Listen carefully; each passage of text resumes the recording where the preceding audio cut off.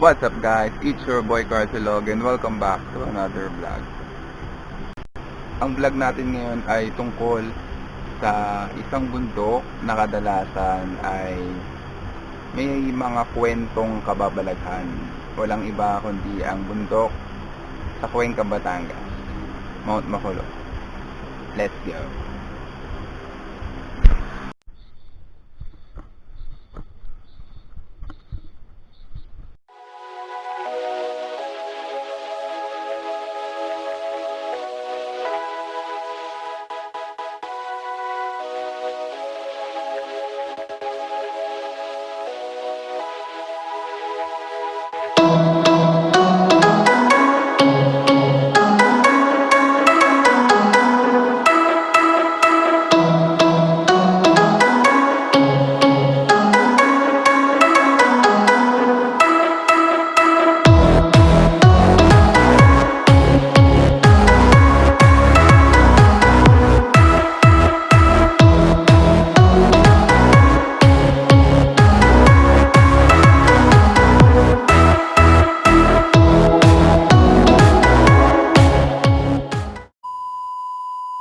Ito yung panahon na to is kasama na rin to dun sa mga times na nahilig akong mag-joiner. Kasi dati nagsimula ako ng mountaineering, laging grupo, laging fixed, laging sila yung kasama ko. Kundi sila, merong iba't ibang mga paiba-iba yung ibang nakakasama, pero meron talagang core na laging sila yung magkakasama, which is kami, yung batch namin nung Ewok na batch 11, saka yung sumunod sa amin na batch 12. So, ang nangyari dito, dahil lagi ako nag-joiners, iba't ibang tao na yung nakikilala ko.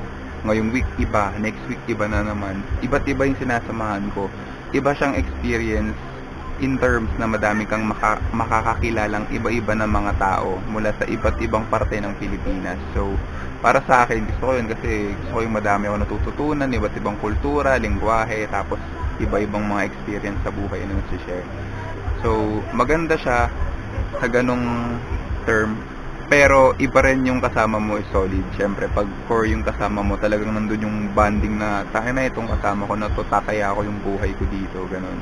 Talagang tight na yun pagka ganon kayo, yung mismong mga body mo talaga.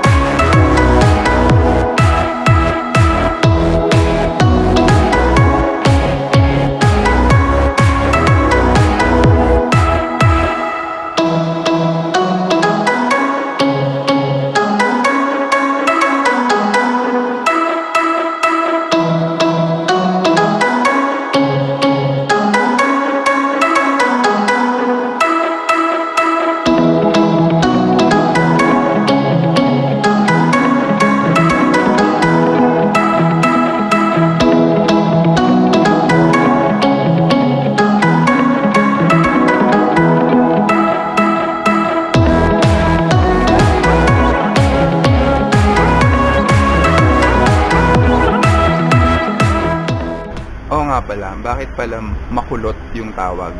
Ako kasi, ugali ko to eh.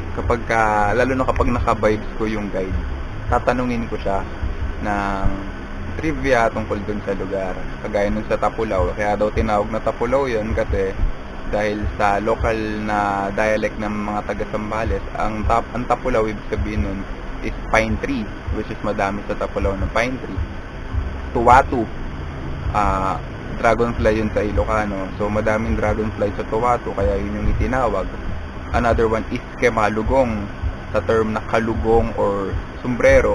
Yung sombrero ng Lupi.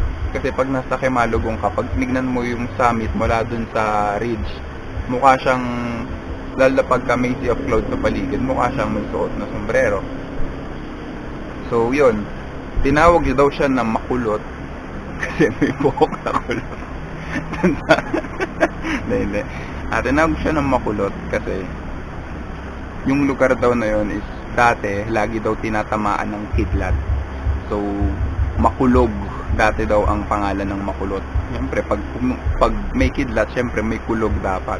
So yun, pagtagal ng panahon, pagpaglipas ng panahon, naging makulot na yung tawag. Ewan ko, siguro baka may buhok talaga na kulot na pinahid tumbler.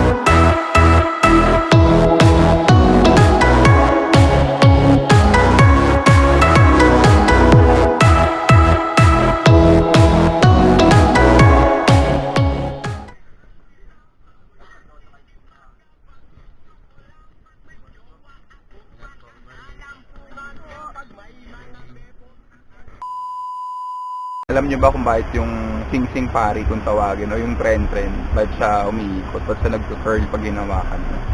Kasi nagtatampo yun. Hindi kasi siya binila ng sapatos. Gusto niya pa Jordan. Ang dami niyang paatang ina mamumulubi yung magulang. Tatampo kasi walang shoes.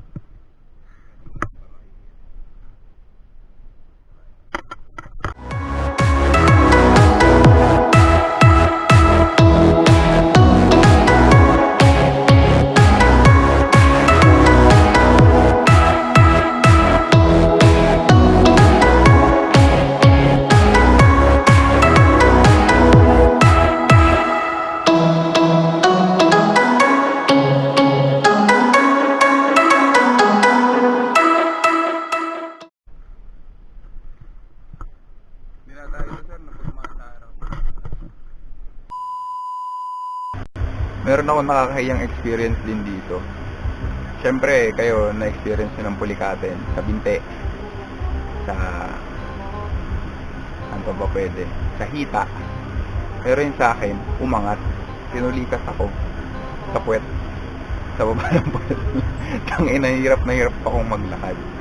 So, ang nangyari dito, siyempre, lalagyan ng oil or ng liniment yung part na yun.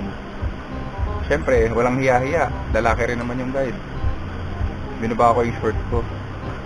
Pinapaidan niya ako sa may bandang puwet. Sa loob mismo ng brief. Putang ina. May dumating na isang grupo ng mga Mountaineer. Packet sila mula sa Grotto side kasi kami pababa na kami.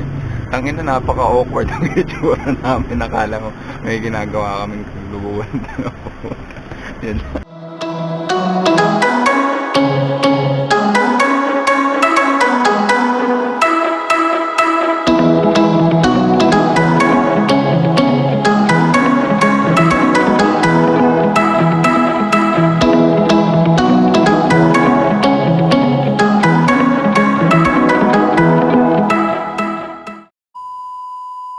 Malamang yung iba sa inyo alam na to, lalo na yung mga matagal nang umaakyat, na maraming mga kwento ng Kababalaghan sa Mount Maculot. Nariyan yung kwento na mayroong Mountaineer na nagbig dito sa campsite.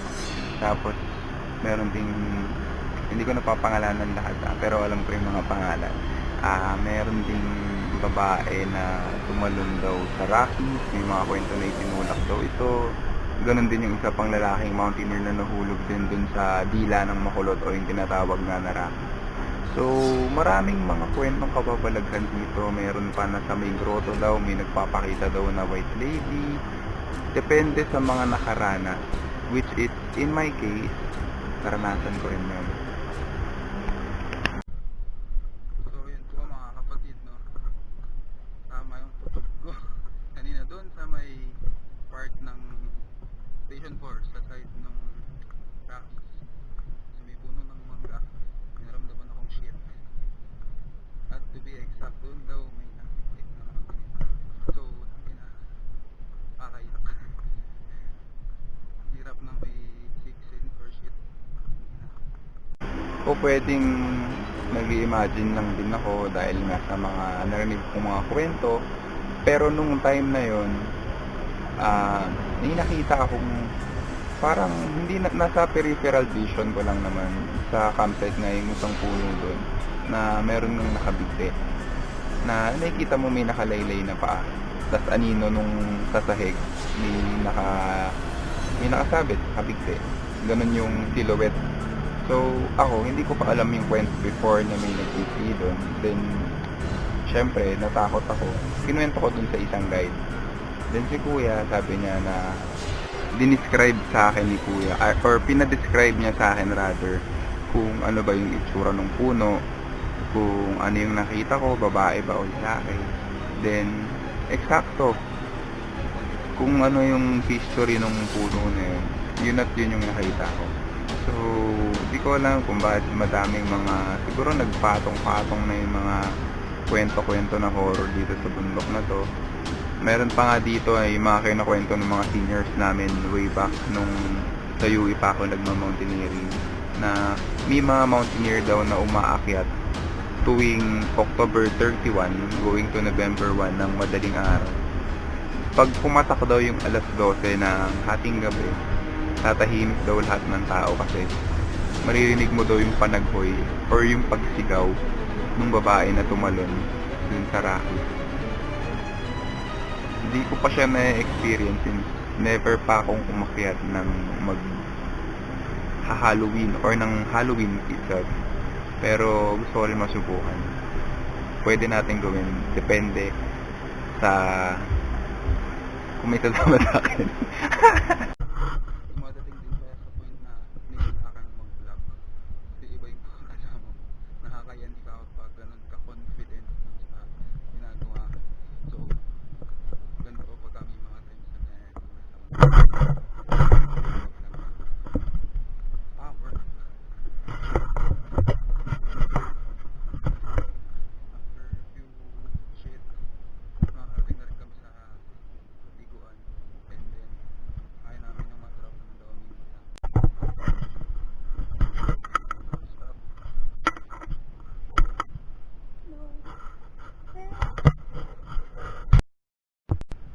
Eh! Nakikita niyo ba? Nakikita sa video. Nasa sobrang liit na mga sheep. Sheep ang puta. Goat. Ang ina.